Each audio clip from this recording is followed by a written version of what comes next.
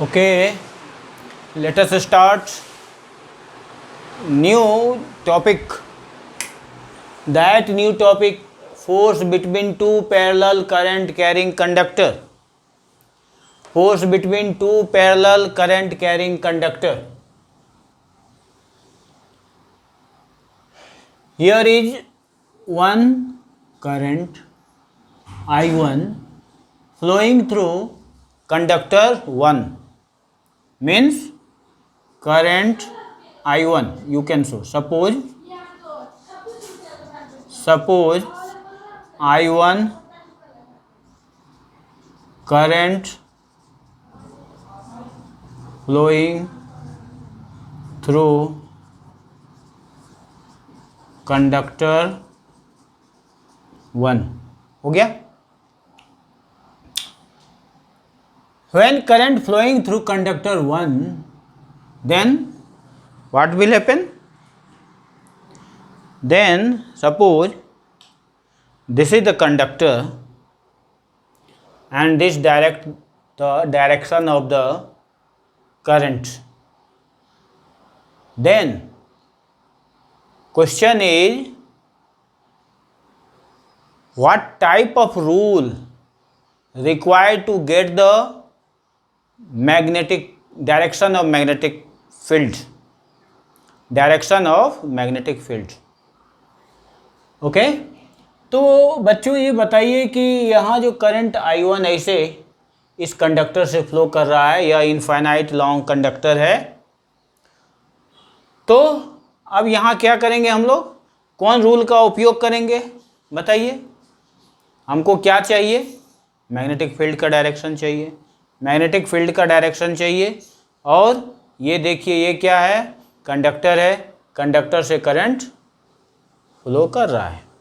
अब वह जो मैग्नेटिक फील्ड का डायरेक्शन देने वाला जो रूल है, उस रूल को हम लोग कहते हैं राइट हैंड थंब रूल. तो ये थंब जो है ऐसे राइट हैंड का, देखिए दो पार्ट यहाँ बनता है. मैं फिर से बता रहा हूँ जिससे आप लोग अगेन एंड अगेन याद रखें. ये राइट हैंड का ये हो गया आपको क्या, पाम, और ये हो गया थंब. तो thumb and palm both should be mutually perpendicular. ठीक है. तो राइट हैंड का थंब और पाम दोनों परपेंडिकुलर होना चाहिए. अब परपेंडिकुलर होना चाहिए. अब क्या करेंगे, ये थंब को यहाँ करंट के डायरेक्शन में रखेंगे और फिर इसको धीरे से ऐसे घुमाएंगे. ये देखिए ऐसे घुमा. तो यहाँ देखिए ऐसे धीरे से घुमाएंगे ऐसे. अब देखिए ये जो डायरेक्शन हम लोग जो ध्यान देंगे, यह डायरेक्शन क्या होगा कि ये डायरेक्शन हमारा यहाँ होगा. देखिए ऐसे घूम रहा है, ऐसे घूम रहा है. इसका मीनिंग क्या है, ये इस तरह से, ठीक, यह इस तरह से ऐसे घूम रहा है. अब यहाँ पर हमको मैग्नेटिक फील्ड यदि निकालना है, तो मैग्नेटिक फील्ड निकालना है तो अब देखिए यह कैसे magnetic field, magnetic lines of force जो है, ये मैग्नेटिक लाइन्स ऑफ फोर्स हो गया. ठीक, यहाँ ये मैग्नेटिक लाइन्स ऑफ फोर्स है. इसको देखिए बढ़िया से, ये मैग्नेटिक लाइन्स ऑफ फोर्स है. यहाँ देखिए इसको. तो मैग्नेटिक लाइन्स ऑफ फोर्स यहाँ हो गया. अब मैग्नेटिक लाइन्स ऑफ फोर्स पर जब टेंजेंट खींचेंगे, ठीक है, टेंजेंट खींचेंगे तो वह टेंजेंट यदि हमको यहाँ पर ये ऐसे है, ये मैग्नेटिक लाइन्स ऑफ फोर्स ऐसे है, तो टेंजेंट हमको कहाँ खींचना है, ये जिधर हमको मैग्नेटिक फील्ड का डायरेक्शन लेना है. सपोज कीजिए कि यहाँ हमको मैग्नेटिक फील्ड का डायरेक्शन लेना है, तो हम ऐसे खींचेंगे. ठीक है, ये देखिए इस डायरेक्शन में ऐसे टेंजेंट होगा. ये टेंजेंट हो गया आपका. यहाँ देखिए ऐसे टेंजेंट होगा. ठीक. तो अब देखिए ये यहाँ फील्ड का डायरेक्शन कैसे होगा, तो फील्ड का डायरेक्शन, ये फील्ड जो है वह कैसे बता रहा है, तो फील्ड इनवर्ड बता रहा है. क्लियर. तो यहाँ फील्ड हो गया इनवर्ड. तो फील्ड यहाँ इनवर्ड हो गया. इनवर्ड फील्ड को हम यहाँ कैसे दिखाएंगे, तो देखिए मैं यहाँ फील्ड, इनवर्ड फील्ड को क्रॉस से दिखा रहा हूँ. इनवर्ड फील्ड को क्रॉस से दिखा रहा हूँ. ठीक है. तो अब इनवर्ड फील्ड को हम क्रॉस से दिखा रहे हैं। अब ये जो है यहाँ पर ही हम रखने जा रहे हैं। देखिए यहाँ दूसरा यदि हम लाते हैं, दूसरा कंडक्टर सपोज कीजिए कि d डिस्टेंस पर दूसरा कंडक्टर लाए। अब दूसरा कंडक्टर यहाँ पर लाए, यहाँ पर जब लाए तो अब यहाँ देखिए यह कैसा होगा। तो यहाँ पर हम यदि यहाँ निकालते हैं क्या, ऐसे दूसरा ये थोड़ा सा हटा करके, जिससे कि हम इसको बढ़िया से आपको बता सकूं, ऐसे दूसरा कंडक्टर लिए, डिस्टेंस थोड़ा सा हटा लिए जिससे एक्सप्लेनेशन हमारा सही हो। तो देखिए ये दूसरा कंडक्टर आ गया। दूसरा कंडक्टर में यहाँ करंट मैं दिखा रहा हूँ आपको, एक करंट के बाद लाइन्स ऑफ फोर्स ये दिखा दी। लाइन्स ऑफ फोर्स को डॉटेड से हमको ये करना था, तो देखिए डॉट से ही दिखाते हैं। ये हो गया, ये हो गया,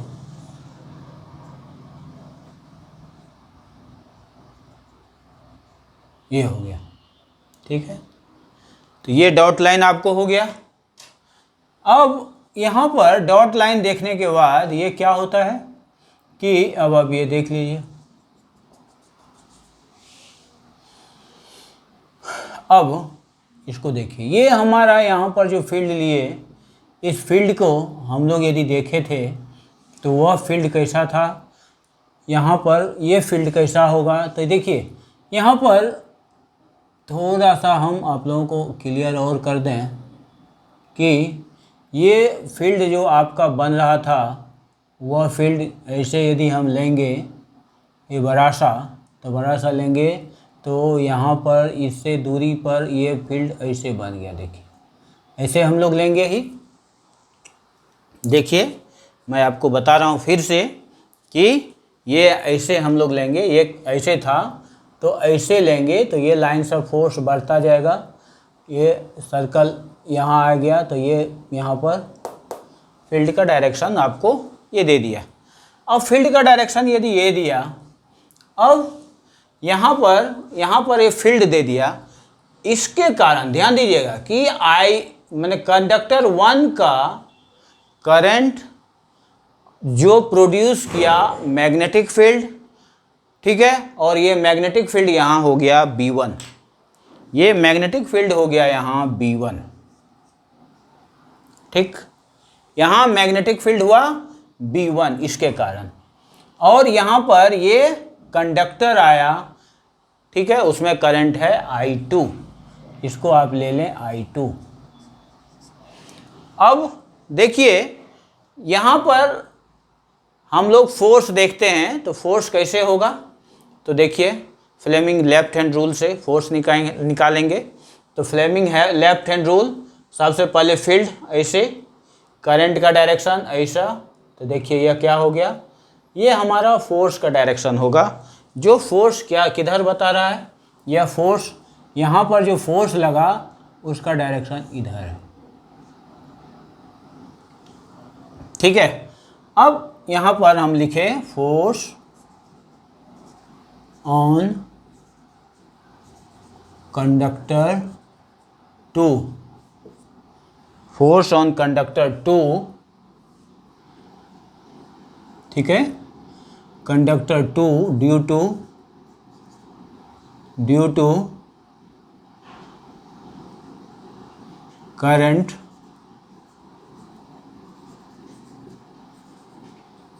कैरिंग कंडक्टर 1 हो गया। अब इसको यदि हम लिखना चाहें तो F21 ऐसे लिखते हैं, F21, दिस F21 इक्वल्स क्या होगा। अब यहाँ देखिए ये फोर्स ये हो गया, तो फोर्स जो है ये आपको देखिए, अब फिर वहाँ इससे पहले वाला वीडियो में आप देखे होंगे, वहाँ क्या क्या हो गया, तो ये B1, यहाँ B1 है, ठीक, I2 है, एल है, एल लेंथ सपोज लीजिए, एल लेंथ हो गया ये, जो पहले हम लोग जानते थे, है ना। अभी हम लोगों ने जो देखा पिछला वीडियो में कि यदि किसी भी मैग्नेटिक फील्ड में कोई करंट कंडक्टर को रखा जाए तो उस पर फोर्स क्या लगता है, तो ये BIL होता है, बल बराबर बिल, है ना। तो ये F हो गया फोर्स, BIL बल बराबर बिल। अब यहाँ पर फोर्स पॉइंट लेंथ यदि लेंगे तो क्या होगा, force per unit length, per unit length यदि लिए, ठीक है, force point length that is यहाँ क्या हो गया, दैट इज F21/L, क्या हो गया, B1I2, ये हो गया force per unit length B1I2, equation 1 ले लीजिए, ये इक्वेशन 1 हो गया। अब देखिए जब ये इक्वेशन 1 हो गया, अब फिर क्या करेंगे हम लोग, यहाँ पर B1 का वैल्यू देते हैं। देखिए कुछ भी नहीं, ध्यान एकदम कंसंट्रेट होके रहना है और एंजॉय कीजिए। B1, अब देखिए इसके कारण ये कोई कंडक्टर है, उस कंडक्टर से ये d डिस्टेंस पर मैग्नेटिक फील्ड निकालना है B। तो d डिस्टेंस पर मैग्नेटिक फील्ड यदि हम लोग निकालेंगे तो क्या होता है, मैं बताया था ये infinite long current carrying conductor है, तो μ0/4π और क्या होगा 2I डिस्टेंस d हो गया। अब इस चीज़ को यहाँ लिख देते हैं, ठीक। तो B1 के लिए यहाँ लेंगे F21L इक्वल्स, देखिए μ0/4π, फिर 2I के बदले यहाँ पर हम लेंगे 2I1, क्योंकि करंट जो है वो I1 है, तो 2I1 I2 यहाँ था पहले ही, बीच का डिस्टेंस d, इक्वेशन 2 हो गया। तो ये इक्वेशन 2 हो गया। अब देखिए, अब यहाँ पर फिर दूसरी बातें यहाँ पर आ रही है, थोड़ा देर के लिए हम जो है क्लियर से समझाने के लिए यहाँ पर थोड़ा सा एक काम कर रहे हैं, नहीं तो नीचे कर ही लिए हैं, चलिए काम चल जाएगा। अब यहाँ देखिए, अब इससे इस कंडक्टर से इस पर जो फोर्स लगेगा सिमिलरली वही है, ये जो कंडक्टर 2 है, इस कंडक्टर 2 के द्वारा यहाँ पर फील्ड बनेगा। अब देखिए इस फील्ड को देखिए, अब उधर समझ ही लिए डिटेल से, धीरे धीरे मैं समझाया। अब इधर देखिए, ऐसे यदि होगा तो वही फ्लेमिंग राइट हैंड रूल से, इससे पहले हम लोग लिए राइट हैंड रूल से, यहाँ पर ये क्या होगा, ये अपवार्ड हो गया, है ना। ऐसे लेंगे, ऐसे देखिए, ऐसे तो ये अपवार्ड होगा, यहाँ टेंजेंट खींचेंगे तो टेंजेंट वह कैसा होगा, देखिए टेंजेंट ऐसे होगा, तो टेंजेंट ऐसे होगा, ये अपवार्ड हो गया, तो यहाँ डॉट से इसको हम दिखा रहे हैं, देखिए ये डॉट से मैं दिखाया हूँ इसको। अब यहाँ पर ये पता चल गया, तो सिमिलरली ये आपको B2 हो गया, ये B2 पता चल गया। यहाँ पर ये करंट कितना है इसमें, I1, इसलिए यहाँ पर हम लोग लिख सकते हैं सिमिलरली F12, ठीक है, F12/L इक्वल्स μ0/4π, ठीक है, 2I1 I2/d, इक्वेशन 3, ठीक है।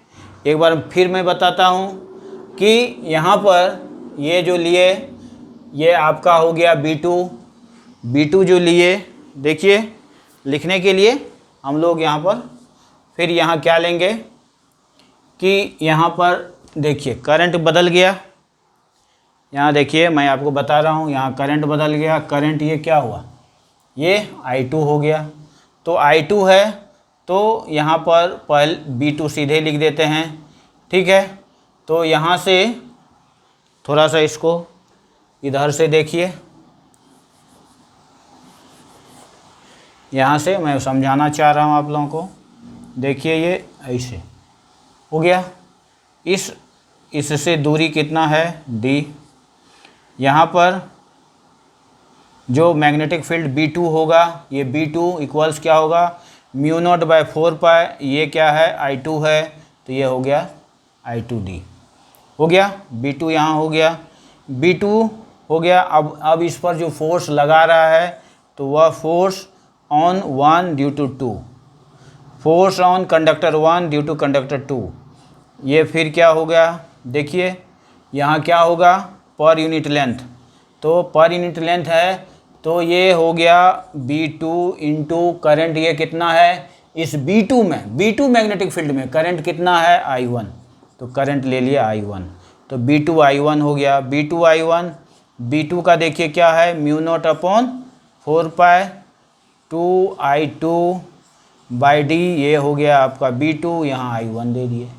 अब यहाँ पर फिर फाइनली क्या हो गया, mu naught upon 4 pi 2I1 I2 by D हो गया।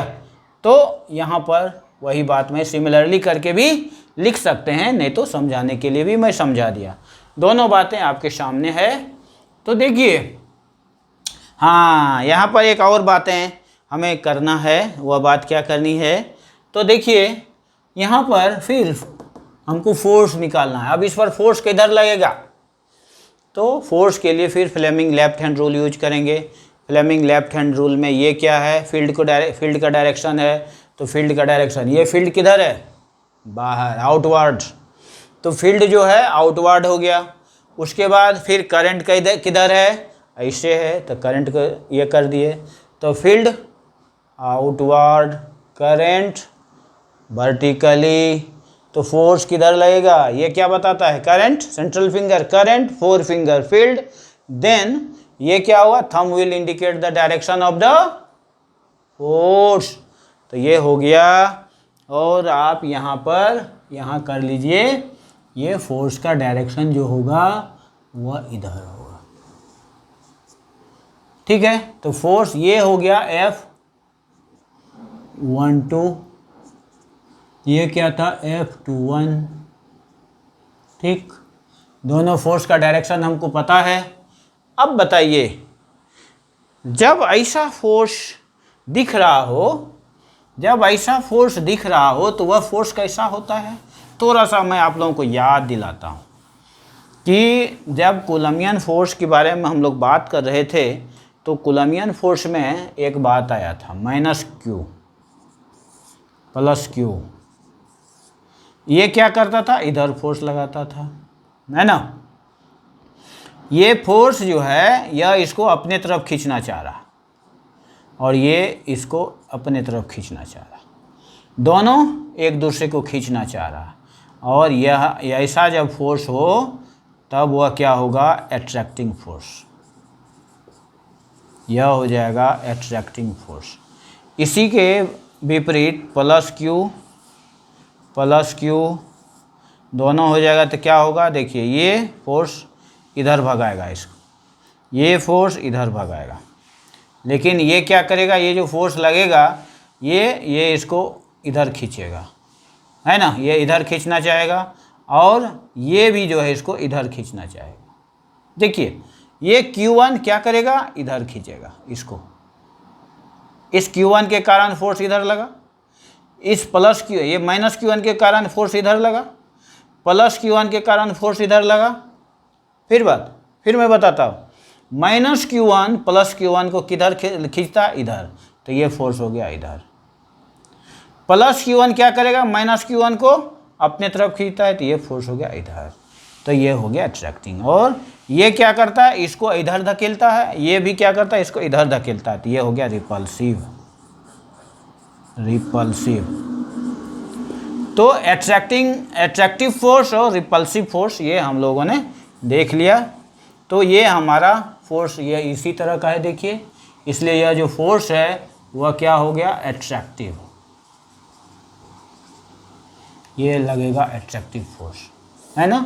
इट मीन्स ये दोनों क्या करेगा, कम क्लोजर आना चाहेगा, है ना। तो यहाँ लिखेंगे both force F12 and F21 attract one another। हो गया, अट्रैक्ट वन अनदर हो गया। अब देखिए ये क्लियर हो गया। दोनों का यदि हम मैग्नीट्यूड बात करेंगे तो मैग्नीट्यूड सेम है। मैग्नीट्यूड की यदि हम बात करेंगे तो देखिए F21 by L, F12 by L दोनों इक्वल है, कोई दिक्कत नहीं है। अब ये दोनों बराबर हो गया, मैग्नीट्यूड में डायरेक्शन में अपोजिट है आएगा। अब यहाँ पर एक और बात है, हम लोगों ने निकाल लिया क्या क्या, फिर से मैं बात कर रहा हूँ, यहाँ फील्ड निकालिएगा। तो फील्ड, मैग्नेटिक फील्ड निकालने के लिए कौन रूल लगाना होगा, बात करते हैं मैग्नेटिक फील्ड के लिए। यहाँ पर जानकारी के लिए मैं बता दूँ, to get magnetic field, to get direction of magnetic field कौन होगा, तो राइट हैंड थंब रूल। फिर दूसरा, to get direction of force, क्या होगा, डायरेक्शन ऑफ फोर्स, इसके लिए होगा फ्लेमिंग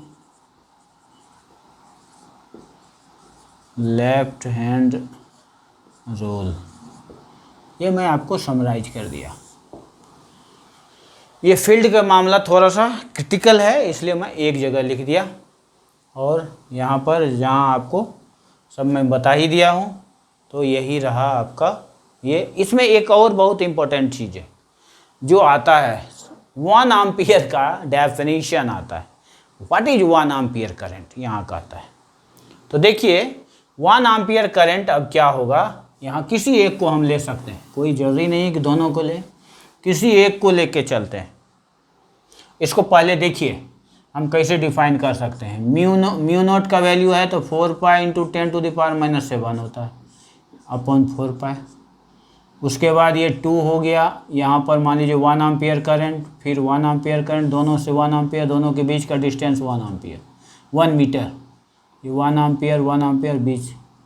अब ये कितना हुआ, 2 पाई कैंसिल, बचा क्या 2 इंटू 10⁻⁻7, ये क्या होगा, न्यूटन पर मीटर।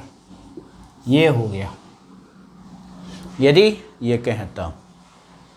जब हम क्या किए हैं, ये I1 का वैल्यू लिए, I1 equals I2 equals 1 ampere और D इक्वल्स 1 मीटर, ये हो गया। इसको अब बोलेंगे कैसे, तो 1 ampere current is such value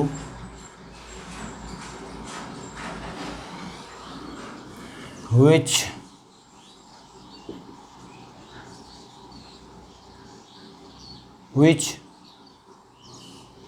flows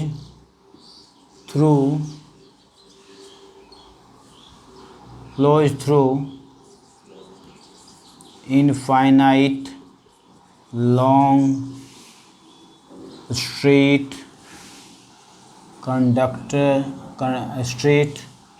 parallel conductor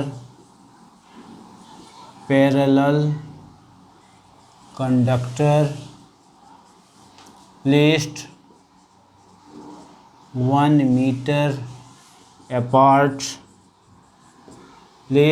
meter apart gives,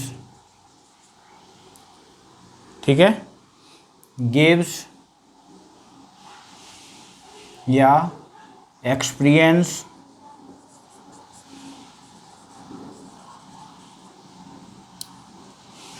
force on conductor per unit length